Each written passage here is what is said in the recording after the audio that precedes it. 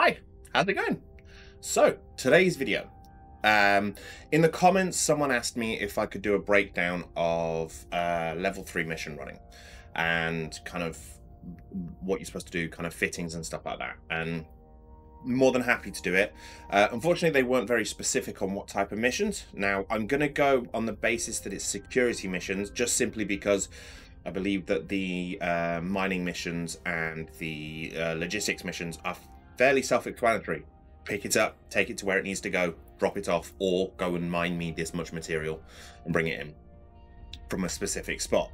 So I don't think there's much by way of value that I can add to that. So I'm not going to cover off those kinds of missions. However, if it is something you want me to do, by all means, I'm more than happy to do it. Today's video is specifically going to be focused around level 3 missions.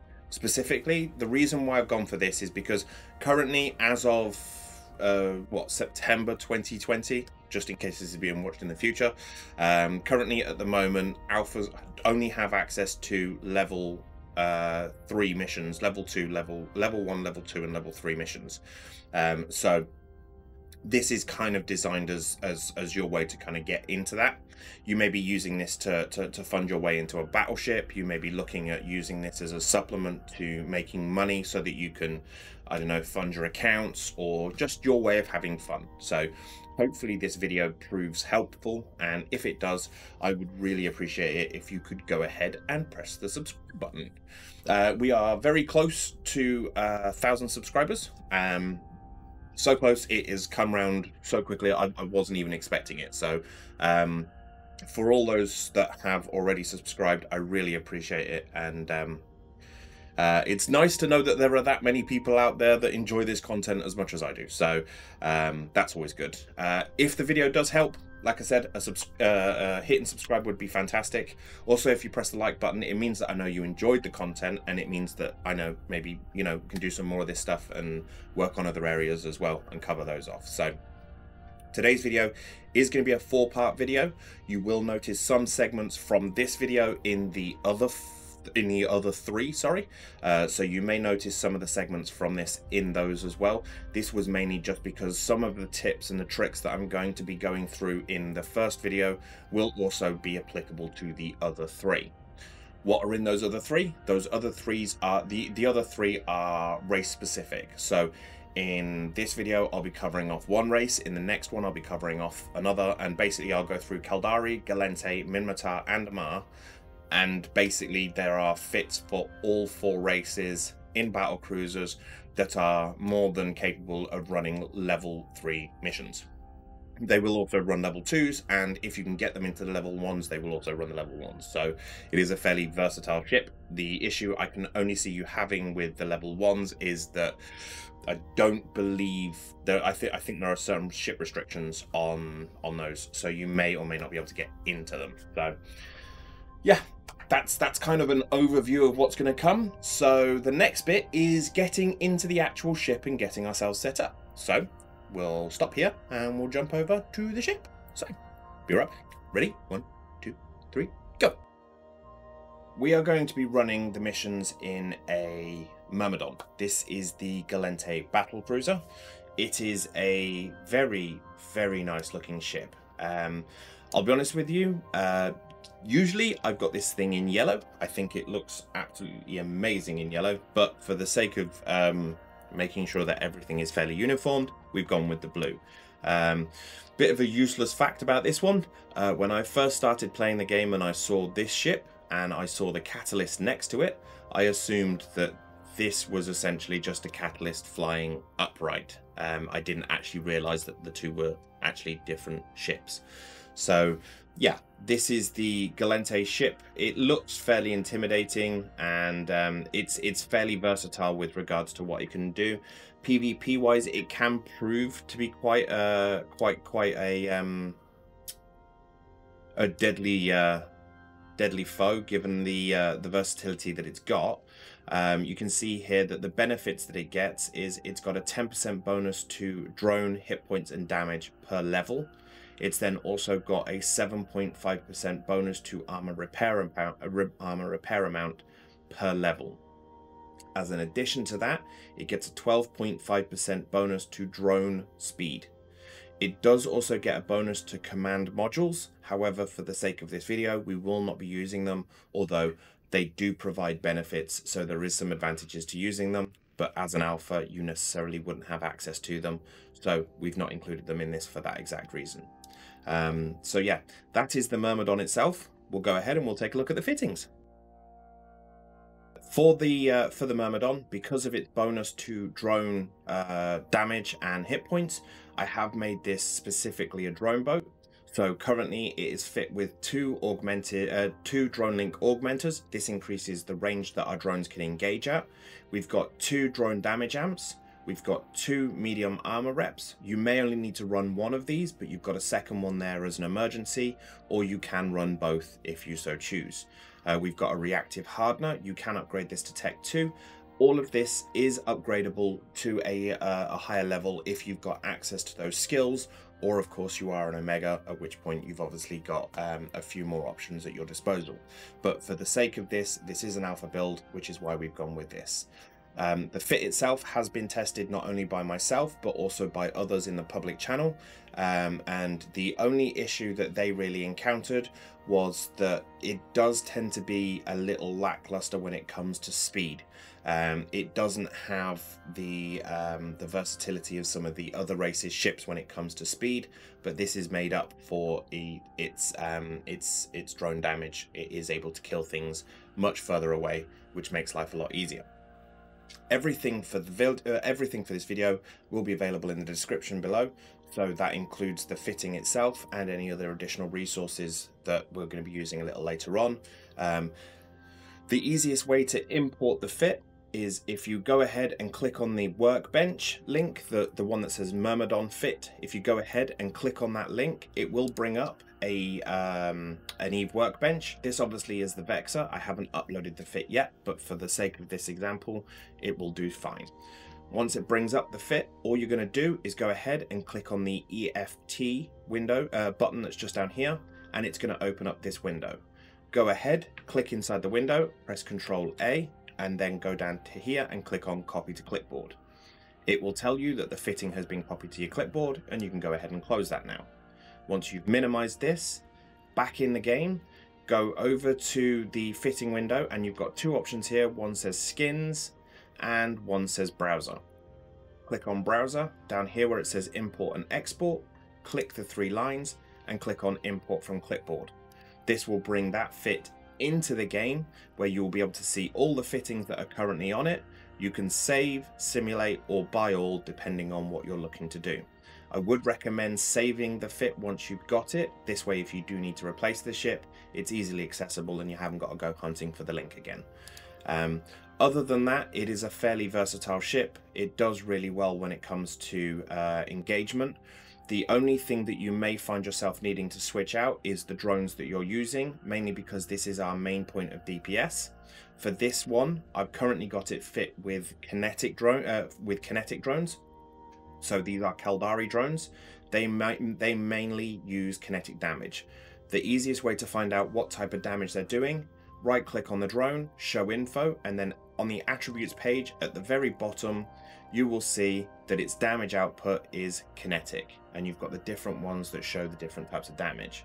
So that is the fitting itself. We've got light, medium, and heavy drones here. So again, depending on what you're going to be engaging, it's always worthwhile maybe having a full set of each, just so you've got them. So both Caldari, Minmatar, Amar, and Gallente drones. So hobgoblins, hammerheads, Vespers, Hornets, Valkyries, and I'll be honest with you, I can't remember all of them. There's so many, but you can pick them up fairly cheap, and the Tech 1 versions are more than enough. The only ones that I would suggest, go Tech 2 on your lights, because they do have a bit more range and they are a little bit faster. They do have a bit more DPS and they are a little faster. So yeah, if you can with the lights, go Tech 2, but for everything else, Tech 1 will suffice.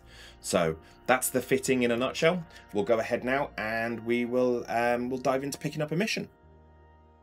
We're going to go ahead and we're going to talk to the agent. We're going to request a mission. And then in here, you'll see that it wants us to eliminate the pirate campers. It gives us an overview of what we've got to do, the system we've got to do it in, and what we'll get for completing the mission. It also down here says that if we complete it within 2 hours and 16 minutes, we'll also get an additional bonus. What you're going to go ahead and do is in this here is the title of the mission. Go ahead and press Ctrl+C on that so you've got that copy to your clipboard. And then in the description below is a link for the EVE Uni webpage. You're going to go ahead, open that up, and in here you will see a breakdown of whatever the mission is. In here you'll see this window. So from here, and I'm just going to go back a second because I need this page here. We're going to go ahead and we're going to search for eliminate the pirate campers, and we're going to hit search. We can now look down here and we know which one, and we can find which one we're looking for. In the mission here, we've got a thing here that says what the faction is that we're going to be fighting against. So we'll go ahead, click on that. It tells us that we're going to be fighting against the Blood Raiders. So we can go back into here and we can select Blood Raiders. This opens up this window. We now know in here that we are doing a level 3 mission. The objective is to destroy all the ships. The faction we're going to be going up against is Blood Raiders. They primarily will be dealing EM and thermal damage, and the best things to hit them with are EM and thermal damage. It also gives you a breakdown of what is in here as well. Now, one of the things that you'll see here is that it's got an X next to the one of the NPCs. This is telling you that it is a trigger. It's very important that you pay attention to this, because if it is a trigger, it means that it is going to spawn the next wave. So when you land in, you want to kill the frigates, then the battle cruisers, leaving this destroyer here to last. Once they're dead, go ahead, destroy this one. It will then bring in the next wave of ships, which is another 3 cruisers and 2 battle cruisers. This is the best way to control the damage that is incoming. If you go ahead and kill the trigger straight away, potentially you're going to find yourself in a situation you're not going to be able to manage, and you're potentially going to have to warp out. Now, there's nothing wrong with warping out. At the end of the day, it is a valid mechanic to controlling the NPCs. If they get too close, or if you've burned too far away from the initial warp in, you can simply warp out and walk back in again, and you will have better range. You'll be able to control the distance that they're coming in. So there's no issues with warping out, but at the same point, if you can control the fight by limiting what is going to spawn at any one time, I would highly recommend doing so. One of the other things that the EVE Uni webpage will also provide you is a hint on how to basically get through this as quickly as possible. So it says here, if you kill the trigger in the initial group, and then kill all the reinforcements. So if we walked in and killed this, everything would turn up, wipe it all, and then we're done with the mission.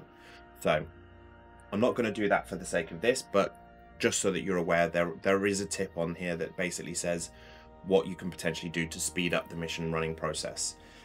It also says that the best damage to deal is EM. Unfortunately, I don't have any drones that deal EM damage with me, so I'm not going to be taking them. I'm going to be using kinetic, but that isn't going to be a problem because of the skills that I've got.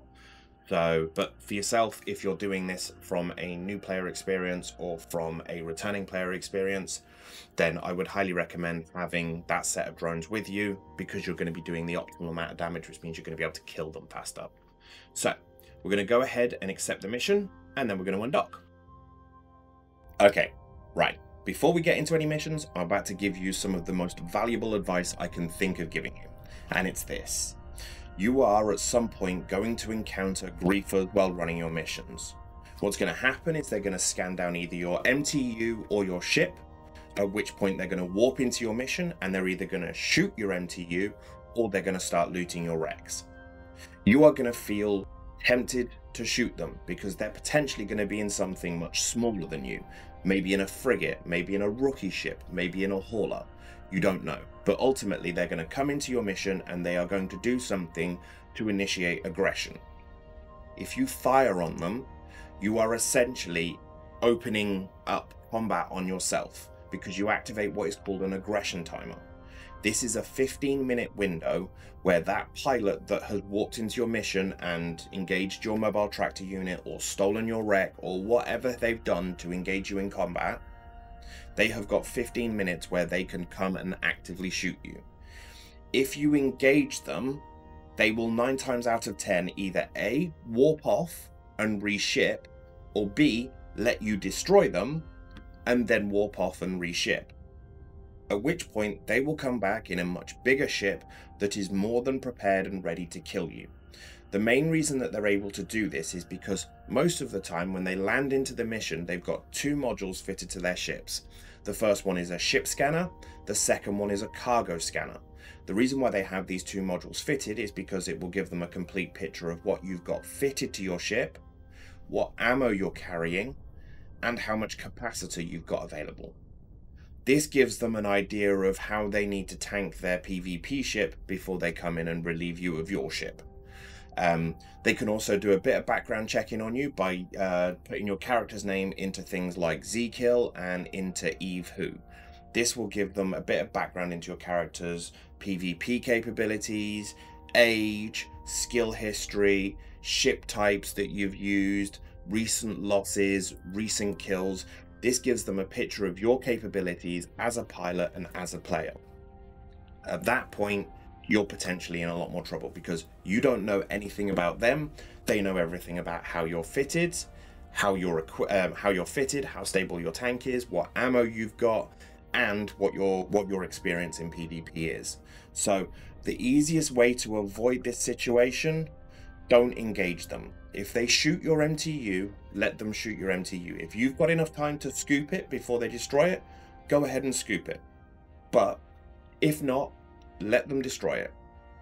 If they decide to loot the wreck that you need to complete the mission, just abandon the mission. It's not worth losing your ship over for the sake of your ship. It's not worth losing your ship over for the sake of the mission. So just let them do whatever they're going to do. If they want to go and steal the wreck, let them steal the wreck. If they want to blow up the MTU, let them blow up the MTU. Just simply warp out of the mission, return to the station, and abandon the mission.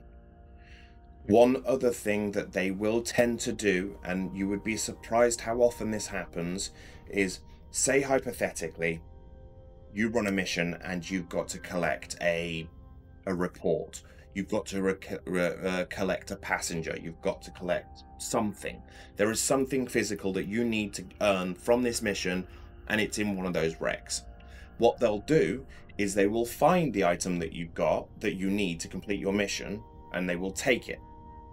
They'll then go back to station and put it on the market for an exorbitant amount of money. So say for instance, the mission requires you to turn in a scientist. Well, now they've just stolen the scientist, so you can't possibly turn in that mission. You then look on the market to see if there's one available, and oh look, there's one on the market for 100 million ISK. This is them selling your mission loot back to you. Don't spend your money. Don't hand over any money for any reason whatsoever. Just abandon the mission and move on. If you abandon more than, if you abandon more than 2 missions an hour, you will take a standing hit with that specific faction. Now that sounds like a bad thing, but you can make that standing back up within 4 or 5 missions. So for the sake of losing your ship, it's not really worth it. If you are messaged by anyone that tells you that they are part of an organization that enforces the rules of Eve, and they go by their ruler called James, I'm sure a few of you have already worked out who I'm referring to, but for the sake of this, I'm not going to give them the advertisement. If you are messaged by someone and they say to you, if you want to continue running missions, you have to buy a permit and then paste this into your bio. Don't buy the permit. They are talking out of their backsides. There is no benefit to you handing them money. They do not honor those things. It is just them trying to scam more money out of you. Do not hand over any money to anyone unless you are getting something physical in return, i.e. they are handing you a ship that is worth the value that you're paying for it. They're handing you modules, they're handing you ammo, whatever the case may be, unless there is a transaction happening where you are getting something that is not a made-up permit, don't hand them money, okay? It's the only bit of advice that I can give you that hopefully is going to make this whole experience a little easier, because the amount of times that I've heard from someone where they've said, you know, I was running missions and I got ganked because someone came into my mission, they were flashing, I shot them, and then I died, and that was the only ship I had. It's not worth losing your stuff over. If someone comes in and takes your stuff, someone comes in, shoots your MTU, leave them to it. Just warp out, go and cancel your mission, pick up a new one, and carry on. Let them have their little bit of fun.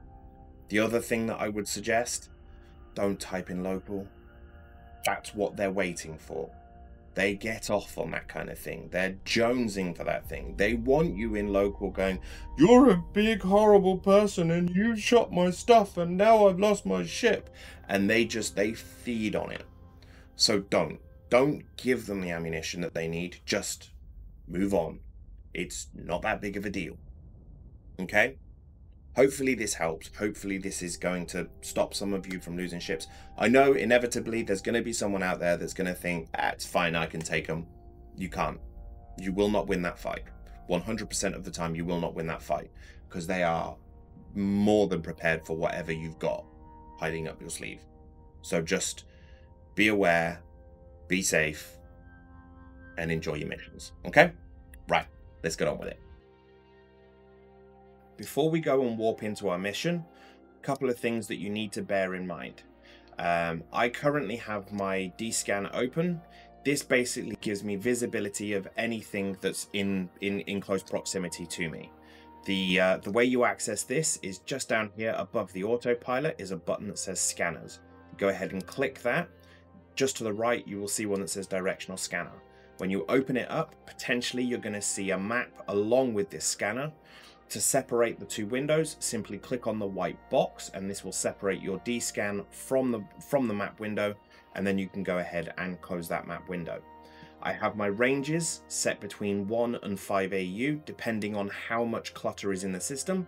As you can see, currently in the system I'm in, there is a lot of clutter around. So I will keep it set for 1 AU at this point. And then I will just continuously, every few seconds or so, every, say, 30 seconds or so, hit scan.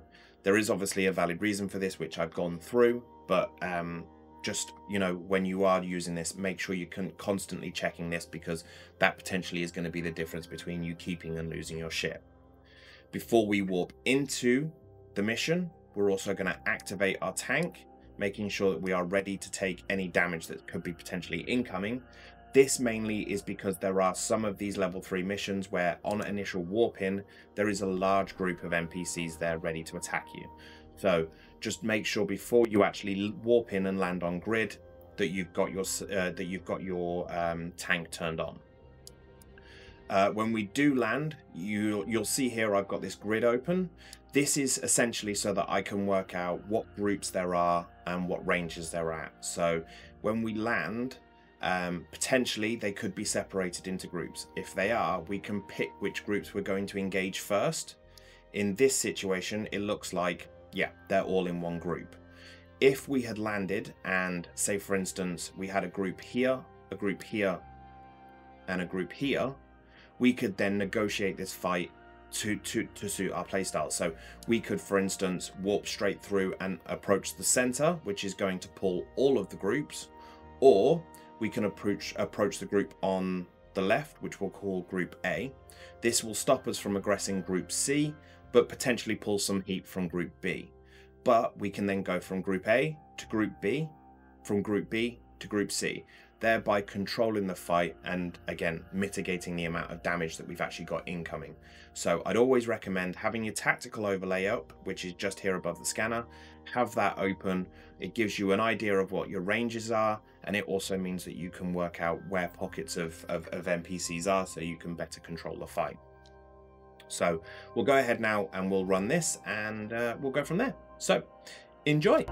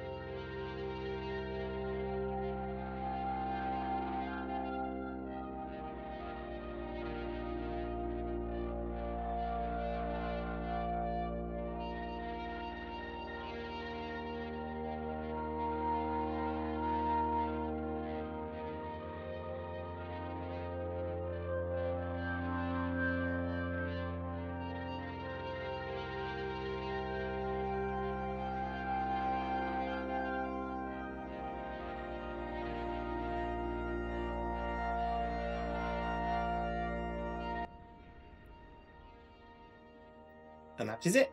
Mission complete. So what we would now do is, as you can see here, I've currently got a mobile tractor unit out. Now, if you are running this by yourself, this makes salvaging a lot easier. So what it does is it pulls all of the wrecks to your ship. And I'll go ahead and show info on it now. And it does that for any wreck within 125 kilometers. So it means that anything that is within 125 kilometers, it will lock onto and pull into range of this. Now, not only is it going to do that, but equally, it's also going to loot all the wrecks for you as well, and quite handily put them all into a container for you. Now, the other advantage to having one of these is if you are running with, say, a corp mate, or you're running with a friend, and you're running the missions and they're clearing up after you and coming in and collecting all the loot and salvage. What you can do is, once you've finished tractoring in all of the wrecks and it's done all the looting, is if you right click on it and scoop it to your cargo hold, it's not going to bring in all of the loot that was inside it. Instead, it's going to inject it all into a nice handy container in space that your colleague can then come along, scoop up, and remove all the goods from. So as you can see here, we pulled 3.73 million in loot. So we can go ahead, grab that, and put that into our cargo container. It now vanishes here, but now everything is conveniently piled up, ready for either myself, or if someone else was going to come in and salvage, they can come in and do so behind me. And that is it. That is running missions in a Myrmidon. Fairly straightforward. So we'll go back to the station. Ready? 3, 2, 1. So we are now in the station and we are ready to turn in our mission. So we're going to go ahead and talk to the agent, and that is going to open up the conversation window, view the mission, and you can see here we have completed it. Therefore, we can turn it in. For this, we're going to get 343,000 ISK plus 958 loyalty points, along with a bonus reward because we completed it within the allotted time zone, within the allotted time frame. So we get an additional 366,000. Now, the main reason that people tend to run these missions is not just because of the ISK payout that you get from the missions, which can vary, but because of the loyalty points that you gain from this. Now, the reason for that is, if you look here on the right hand window, you'll see one there that says loyalty points store. If you go ahead and click that, you'll see that there are a variety of different things that you can purchase depending on how many points you've got. Currently, I have 279,861 loyalty points at the moment. And for that, I can redeem a number of different things, like the Drake Navy issue blueprint, or the Caracal Navy issue blueprint. This tends to be what people run the missions for, is for these loyalty points, because you can actually turn these into actual ISK. Now, for example, we're going to go down and we're going to find an implant, and we're going to say the Snapshot Light Missile LM905. Currently, it costs 79,000 loyalty points and 79 million ISK. Now, if we go ahead, show info on it, and view the market details, it's actually selling, or it's being sold for at present, 160 million ISK. There are people buying it for 1.6 million, but these are just people that are hoping that someone's going to sell it, not realizing what they've got. But I imagine that this price is a little high, but ultimately, it's still, you can sell this for probably close to around 100 to 130 million ISK, depending on prices wherever you are. But this is normally what people will be running these for, and you can do these for a variety of different agents, and make a reasonable amount of money. In this situation, if I bought the implants that were there, I could turn those in, and that would essentially turn into, if I sold them at 160 million each, that would be 460, well, as near as makes any difference, 460 million ISK that I will have made just by farming loyalty points. The number of those that you can get will vary depending on the mission. Usually, the more loyalty points and ISK that's being paid out, the more challenging the mission is likely to be. So bear that in mind and make sure you use the resources available, like the Eve Uni webpage. This will give you as much information as it can about triggers, NPCs, and the types of damage that you need to be catering for. Had I have used EM drones in that situation, they would have died a lot faster. Unfortunately, I didn't have any on me, so I had to deal with what I had. So that is mission running in a Myrmidon. So yeah, that's it. Okay, on to the next bit. And that is mission running. That is it. That is everything you need to know when it comes to running level 3 missions. Like I said, utilize the resources with regards to the Eve Uni link. It will give you the best possible advice when it comes to running missions. I could sit here and run through all the different varieties of missions that there are. Unfortunately, we would be here for ages because there are hundreds, literally hundreds of different types of missions. So the best advice I can give you is use the Eve Uni website, paste the mission in there and look at what it tells you to do. Keep an eye on any triggers, and any that you do come across, if there are triggers there, make sure you leave them till last. With regards to target priorities, if you've got, say, frigates in there and you know for a fact that it says that they're going to be potentially warp scrambling you or stasis webbing you, make them a priority unless they're the trigger. Never get yourself into too much of a fight. If you need to, by all means, feel free to warp out. And don't forget, with regards to the griefers and PvP stuff, again, if someone warps into your site, it's not worth your ship to engage them, so just don't. Okay, and that's it. Hopefully this video has proven helpful to you. If it has, please hit the subscribe button. Like I said earlier, we are so close to the 1,000 mark. It is unreal. I don't know what we're going to do yet. So again, if you've got any suggestions for what we should do for the 1,000 mark, let me know. Again, if it's been helpful, hitting the like button really helps. It means that I know it's worked. I know it's helped you. And on the same point, it means that, you know, you're enjoying the content, and I can keep doing more of it. So with that in mind, if you have got any questions, feel free to drop them in the comments, or you can join the Discord. The links for that are in the description below. You can also join me on stream. I stream every Thursday, Friday and Saturday, starting at 7:30 UK time. And yeah, we do PvP on Fridays and we do ISK making stuff on Saturdays. So feel free to stop by on whichever one of those days is most appropriate. Thursdays is more my day to kind of just sit and chill out and chat with people, answer questions, maybe play a couple of games of Need for Speed or Forza or whatever kind of feels like it'll be fun that day. So yeah, if you've got any questions, please by all means feel free to stop by with the stream. And yeah, that's it for me. I'm off, and I will see you all on the next one. Until then, have fun, fly safe, and don't do anything I wouldn't do, which, I'll be honest with you, doesn't leave you with a lot. Enjoy. Bye.